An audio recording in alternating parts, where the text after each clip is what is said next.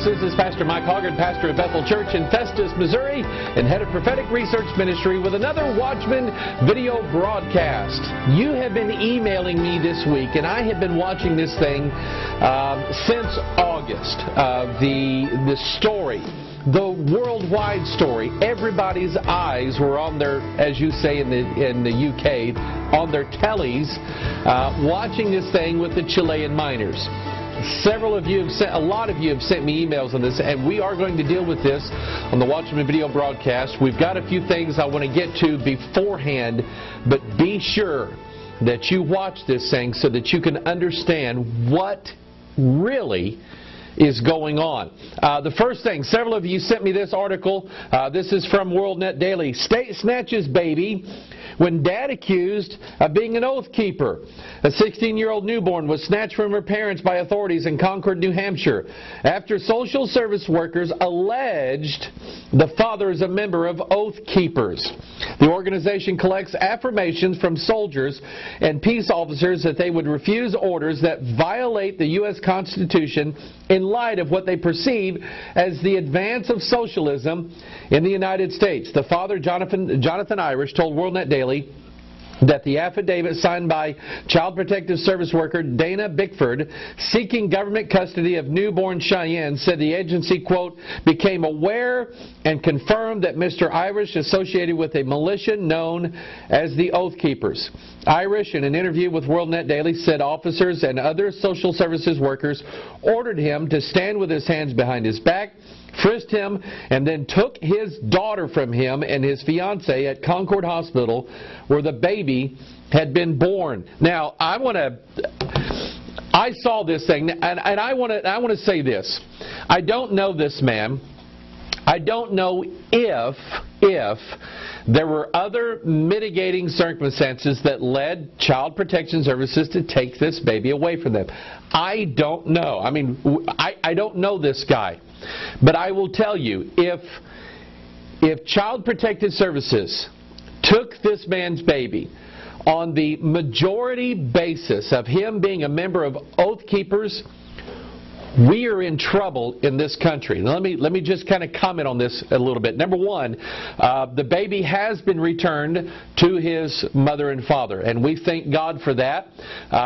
Pray for this family that along with being Oath Keepers, they could be born-again Christians. You pray for them, pray for their salvation. But this troubles me. Oath Keepers, and let me, so that you understand this.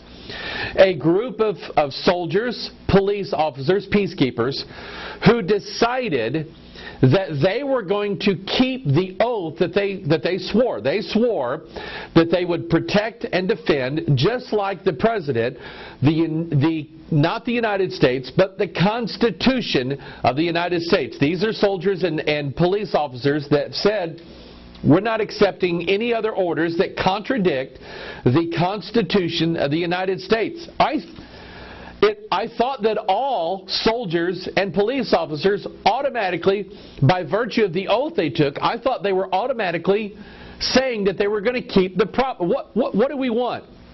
Do we want police officers and soldiers out there that will give their loyalty in some other direction? Is that what we want? And apparently, and I suspect the Southern Poverty Law Center or other ilk like this, I suspect that probably they have listed this Oath Keepers organization as part of some right-wing militia, dangerous, going to overthrow the government. I suspect that they've been listed as something that is a threat not to the United States of America, not to the Constitution of the United States, but they are a threat to the socialist agenda that is moving. They live in, where was this, Concord, New Hampshire, okay? Not known for its conservative fundamentalism up in New Hampshire. I'm not saying that some people aren't. I'm just saying they're not known for that. New England itself is a very liberal, very progressive, seemingly socialist-leaning area of the country. And here again, I'm glad that they returned the baby back. And here's what I want to say about that, is that we have a voice. We have a voice. Now, had this all been done quietly and no news media had reported on this, like WorldNet Daily and others out there, had this not been reported and made a big deal out of, these people might very well have lost their child solely on the basis of this man saying, hey, I swore an oath and I'm going to keep that oath. What is this? Communist Soviet Union? What are we, China? What are we, North Korea here? This is the United States of America. People have a right to affiliate themselves with organizations that are not a threat to the Constitution and the laws of this country. People have a right to that. And upon, if it's true, upon the majority basis of this man's affiliation with Oath Keepers, they pulled his child out of his house, out of their arms. Apparently they were still in the hospital. There's something wrong in America. There is something drastically wrong, and if they can take this man's child, yours isn't, mine is coming up next. Okay? What organization are we part of? Bethel Church, Festus, Missouri, broadcasting from a top-secret broadcasting bunker, right-wing, fundamental, Bible-believing Christians. They'll take all of our kids away. Wow. A follow-up. You remember E.T. touching Elliott's head. This was the topic of last week's Watchman broadcast, talking about Michelangelo and the pineal gland. And here's E.T. touching Elliott's forehead, and he said, I'll be right here, and all this imagery. If you have not seen that broadcast, you need to go back and watch that. This was based upon Michelangelo's drawing of God touching Adam's finger, giving him life and illumination and all this stuff. We dealt with that, and several of you astute watchers sent me several things this week, one of them which was an advertisement for a financial group called SAS. Notice the SAS logo. You have the two elements combining together. That is as above, so below. But look at this, the woman here. The caption says, the future of your e-business, which is your electronic business over the internet, is being decided right here. Okay, now just stop and get this now from the biblical context.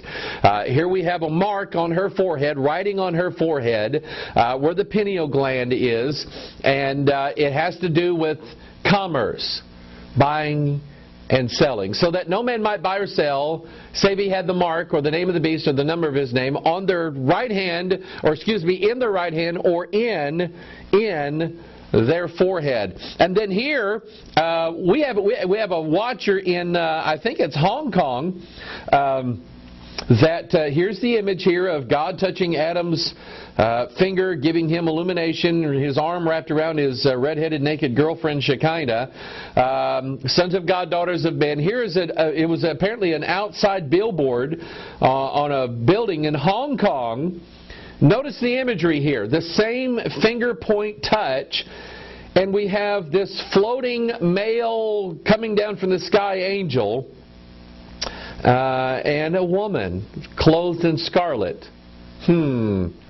Wow. Sons of God, daughters of men. It's right. I'll tell you, it's not just here in America. It's everywhere. Okay. This is a global conspiracy. All right. It's going to cover the entire globe. All right. Here, somebody sent me this a couple weeks ago, and I decided to fit it in here. Snap Scouts, crowdsourcing crime prevention. See it? Snap it. Send it. Little cartoon character. It just looks so cute there.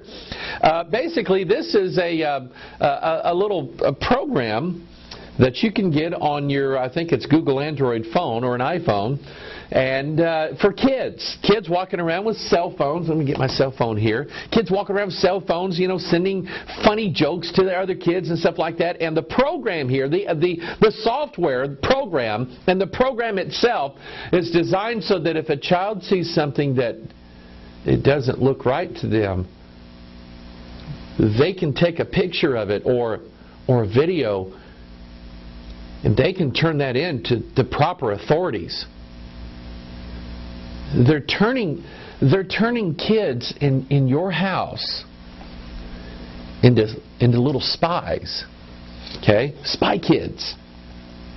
That's what they're turning your kids into spies. And so, with all the Child Protective Services regulations and guidelines and stipulations concerning what they think is appropriate and what they think is not appropriate. I remember years ago in the state of Missouri, we have a program called Parents as Teachers. The Parents as Teachers program was basically about, hey, we're government agents. Can we come in your house? And there were certain guidelines that parents as teachers were supposed to look at inside of a home to see if maybe that child was at risk. One of them was that if the parent was overweight and they were a smoker, that child's at risk. We really need to, the government really needs to get involved in this situation. And so now these kids, and get this, any kid that doesn't like anything in their house, click. Send it in. The proper authorities get involved. Jesus warned us that in the last days people would be disobedient to their parents and that children would turn against their own parents. New World Order, people. Now your own kids are going to turn you in. Here's another one called the safety tat. Okay, the tat that brings kids back, and apparently this is a little tattoo. I think it's a removable tattoo. When you go to the amusement park or to the mall or something like that, put the tat on the tot, and it's on their close to their hand here, and it's an identification mark, and it's got your cell phone number on it. So if the child gets lost, they can call mommy. Okay.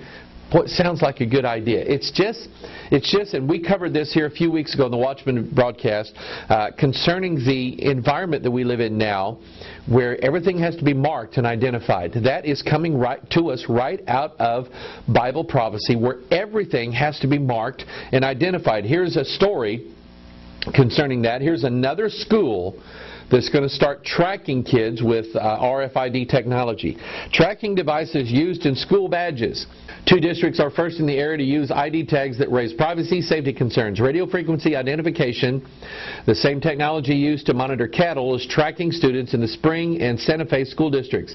ID badges for some students in both school districts now include tracking devices that allow campus administrators to keep tabs on students' whereabouts on campus. School leaders say the devices improve security and increase attendance rates. You see, these things they're good for us. I mean, they're for us. They are in our best interest to have everybody, all of the little sheeple in the little public schools, to be tracked and monitored everywhere. That we're doing this for you. Don't you understand? I mean, this sounds like Barack Obama and Joe Biden in this country telling everybody, you guys, you just don't get what we're trying to do. I mean, if you got it, you would go along with socialism. If you just really understood that we're trying to help you, you would all be Marxists like we are. That's what they're getting across here. This is for your benefit, to mark and identify and tag your child every place that they go. And oh, by the way, we'll give them a tattoo, and they got their little cell phone taking pictures of what's going on in your house, and they can turn that into the proper authorities. Things are changing, folks. Things are changing right in front of our very eyes, and I think that we really need to be aware. We need to be aware, conscious of what's going on. I talked about the pineal gland last week. They that sleep in the night, and they that sleep in the night, and they that be drunk are drunk in the night. And a situation is arising right now in our world where people are being lulled, and churches and pastors are being lulled into a sleep that, sad to say, more than likely they're not going to wake out of. I did a radio interview with a fellow by the name of Derek Gilbert on Hearken the Watchman website.